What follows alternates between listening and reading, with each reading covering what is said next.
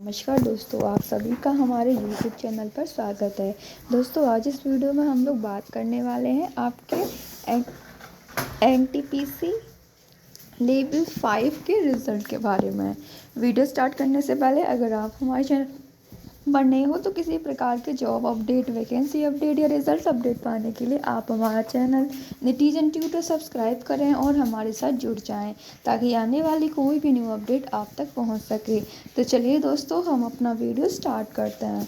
तो दोस्तों, NTPC typing test level 5 के रिज़ल्ट की हम बात करें तो जैसा कि आपको पता है दोस्तों, आपका लेवल 6 का रिज़ल्ट बहुत पहले ही आ चुका है। बाकी कल भी आपका ऑफिशियल वेबसाइट पर एक नोटिस जारी किया गया था।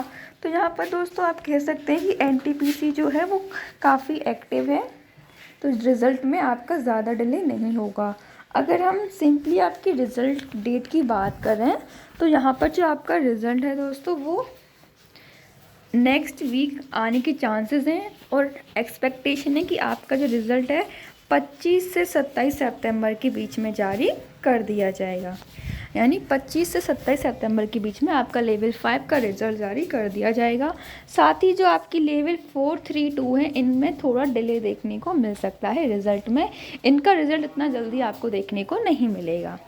इस वीडियो में इतना ही, मिलेंगे अगले वीडियो में। वीडियो पसंद आया हो तो वीडियो को लाइक करें, शेयर करें।